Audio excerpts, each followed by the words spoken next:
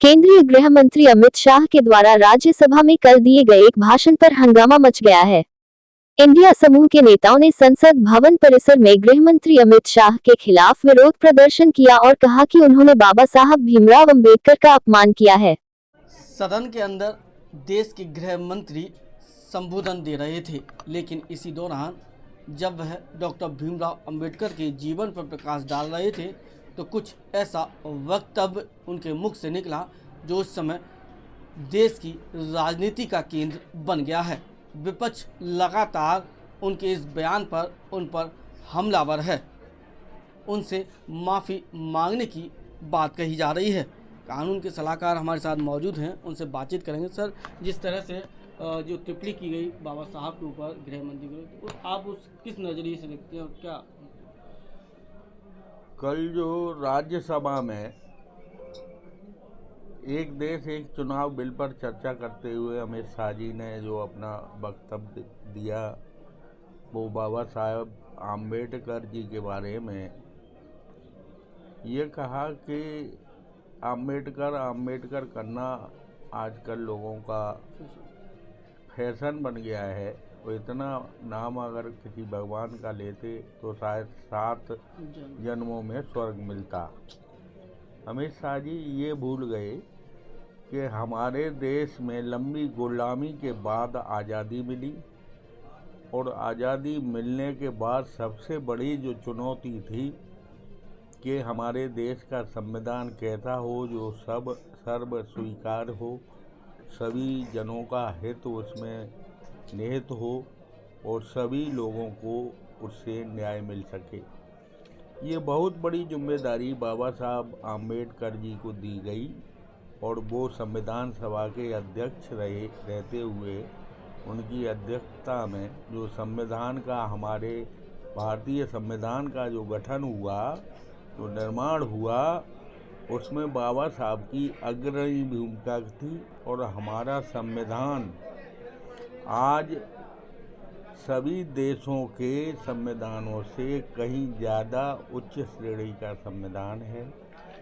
इसमें बाबा साहब अम्बेडकर जी को वो लोग मसीहा और अपना भगवान मानते हैं जिनको के पीढ़ियों से जो उनके साथ अन्याय हो रहा था, जातिवाद का भेदभाव था, उन्हें समाज में बराबर की आज़ादी नहीं थी, वो आज़ादी मिली, उन्हें जीवन जीने का अधिकार मिला, तो उनके लिए बाबा साहब एक भगवान के समान ही थे। तो ऐसी टिप्पणी करना किन्हीं महापुरुष पर ये ज़्यादा ठीक नहीं है। और मैं विपक्ष के बारे में कहना चाहूँगा कि इसको एक मुद्दा न बनाकर बाबा साहब के किए महान कार्य को देखते हुए उनको मुद्दा न बनाया जाए, उनकी छवि धूमिल करने का प्रयास न किया जाए। वैसे संसद के अंदर जिस तरह से अमित शाह ने बयान दिया बाबा साहब के लिए, क्या कहना चाहेंगे? आज पूरा देश बवाल मचाएगा।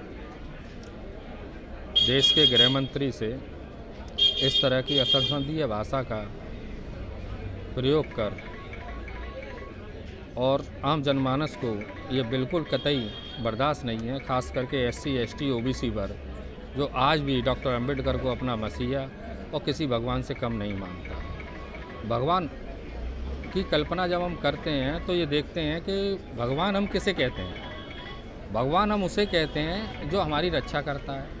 भगवान उसे कहते हैं जो हमारे अधिकारों की रक्षा करता है। भगवान उसे कहते हैं जो हमारे ऊपर आई हुई विपत्तियों को टालता है।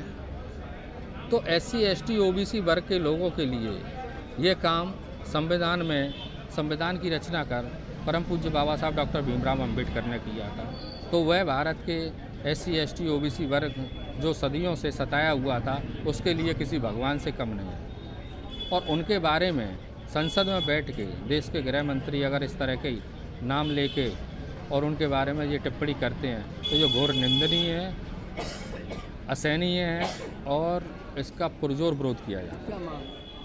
हमारी मांग है, अगर संसदीय भाषा का प्रयोग नहीं कर सकते माननीय गृह मंत्री तो अविलंब इस्तीफा दें या अपने वक्तव्य के लिए देश की जनता SC ST OBC और माइनॉरिटी और जो भी अम्बेडकरवादी लोग हैं उनसे माफ़ी मांगें।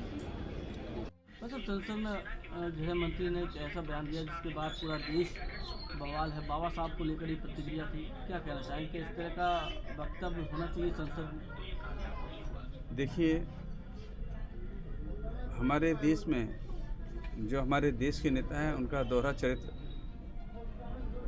अभी राज्यसभा में हमारे गृह मंत्री श्री अमित शाह जी ने जो जिस तरह से बाबा साहब को लेकर टिप्पणी की है उससे प्रकट होता है कि इनका ड्यूअल कैरेक्टर है और ये किसी भी तरह से बाबा साहब और उनके अनुयायियों को पसंद नहीं करते हैं, केवल अपने फ़ायदे के लिए बाबा साहब को इस्तेमाल करते हैं। श्री अमित शाह जी गृह मंत्री के पद के पर होते हुए भी उन्होंने जिस तरह से बाबा साहब का उच्चारण बार बार जिस आशय से उन्होंने लिया है उससे प्रकट होता है कि इनकी मंशा अभी क्या आने वाले समय में भी ठीक नहीं है। और हमारे जो सभापति महोदय हैं उनका आचरण भी अच्छा नहीं है, क्योंकि उनका पद एक गरिमा में ही है, उनके लिए दोनों पक्ष बराबर हैं, बावजूद उनको एक भेदभाव, क्योंकि वो सत्ता पक्ष से आते हैं, उन्होंने जानबूझ करके भेदभाव किया है और जो विपक्ष है उसकी बात नहीं सुन रहे हैं और न ही इसी वजह से उन्होंने जानबूझ करके अमित शाह जी के खिलाफ कोई कार्रवाई नहीं की। मैं आपके चैनल के माध्यम से भी सभापति महोदय से निवेदन करना चाहता हूं कि श्री अमित शाह जी को उनके खिलाफ जो भी है उनके बयान पर जिस तरह से उन्होंने भाषण दिया उस पर सख्त कार्रवाई करनी चाहिए और उनके खिलाफ सख्त कानूनी कार्रवाई करते हुए उन्हें उनसे निलंबित कर देना चाहिए। वैसे पूरा देश आज एक तरह से जल रहा है। बाबा साहब को लेकर जो टिप्पणी की गई, बहुत रोष है लोगों में। क्या लगता है कि संसद में, राज्यसभा में इस तरह का वक्तव्य होना चाहिए? अमित शाह जी की टिप्पणी से दबे कुचले लोगों में बहुत रोष पैदा हुआ है और जो स्थिति उन्होंने स्पष्ट की है अपने मुखार बिंदु से, उससे ये स्पष्ट होता है कि वो कितना सम्मान करते हैं दबे कुचले दलितों का, या उनका कितना अच्छाई और उनके भविष्य के लिए कितने चिंतित रहते हैं। केवल अपने वोट के लिए वो उपयोग करते हैं और वास्तविक जब स्थिति सामने आ गई है तो ये निश्चित हो गया है कि इनसे कोई भाजपा से कुछ भला होने वाला नहीं है। और हम तो ये कहते हैं कि उन्हें हमारे प्रधानमंत्री जी हैं वो उनसे इस्तीफा लें और उन्हें